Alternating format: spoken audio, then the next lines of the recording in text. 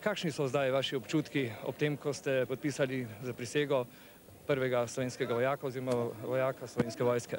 Ja, v redu, ponosen sem na to. Ste si kdaj predstavljali, da bo tako še preden ste prišli semkaj? Ne, sem bil presenečen. Ste verjetno imeli v mislih prejšnje zaprisege preko prijateljev, kako je bilo včasih? Ja. No in kako je zdaj ste tukaj 14 dni, boste še 75 dni na tem mestu, program, kakšen se vam zdi? V redu je, nimam kaj reči. Vi ste Jože Povše iz Velenja, midva sva se pogovarjala tukaj pred 9 dnevi, takrat malo po tistem, ko so center obkolila oklepna vozila JNA, takrat ste mi rekli, da se niste počutili najbolj ugodno, pa tudi strah vas ni bilo. Ne. No in kako je zdaj, kakšni so vaši občutki ob tem? Ja, vsekakor moram reči, da tudi moji občutki so lepi in pa prijetno presenečen. Kam drugače hodite? Ste še šolar, ste končali šolo? Končal sem šolo, strojno-tehnično in pa upravo pripravništva. In potem vaše ambicije za naprej? To pa ne vem še, nisem še čisto popolnoma prepričan, kaj bom naprej.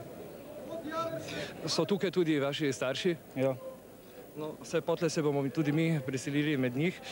No, tretji vojak je Matej Novak, vi ste iz Griž pri Žalcu, pa še vi povejte, vidim, da imate tule zaprisego, še vaši občutki? Ja, moji občutki so, mislim, izredno lepi in sem lahko ponosen, da sem kot prvi slovenski vojak in nimam pripomb. No, ves tale program, protokol je potekal zelo izborno, ste dosti vadili za ta nastop tukaj? Da, je bilo dovolj vaj in pa za tako priložnost je potrebno ložiti kar dosti trudno. No, mogoče še za naše gledalce povemo, kakšna se vam zdi razlika med pogoji bivanja, vadbe, urjenja tukaj, pa recimo v kakšni vojašnici, gotovo ste bili kje? Ja, pogoji bivanja tule, mislim, so idealni.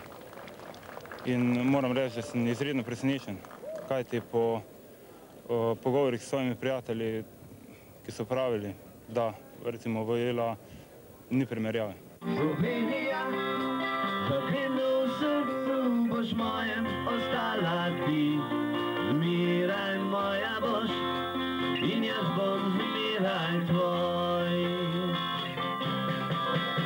Slovenija, v mojem si srcu kot nagrdenc. Slovenija, še tisoče pesmi ne bo preveč. Slovenija, za vedno v srcu boš mojem ostala ti, zmeraj moja boš in jaz bom zmeraj tvoj. V mojem si srcu kot nagrades.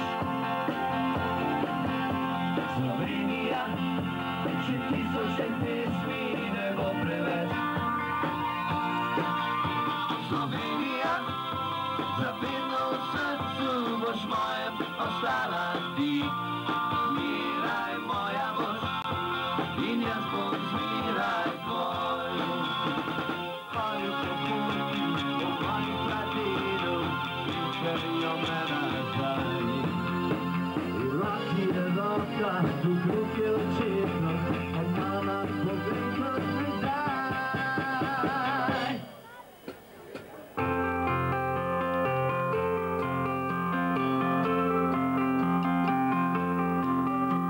Slovenija, v mojem si srcu kot nagrades. Slovenija, še tisoče pesmi ne bo preveč. Med starši, svojci, znanci in prijatelji naših mladih vojakov, ki so pravkar prisegli, je vzdušje kar prijetno. Ja. Tudi vi, gospa Antonija Gostenčnik, se dobro počutite zdaj? Ja. Sem srečna, da imam fanta tu v Slovenski vojski. In ste si predstavljali, da bo to tako izgledalo, ta zaprisega, ta program vas? Ne, ker edini sin imam prej 2 hčerki in to mi je prvič, ker sem to danes doživela in sem zelo vesela. Ko smo bili tukaj pred dnevi, takrat je bilo kar precej vroče. Tukaj ste bili kaj v skrbeh za svojega sina? Ja, seveda, saj vsaka mama je v skrbeh. Samo zaupanje imamo v slovensko vodstvo in se pač potrudiš, pa poslušali smo poročila in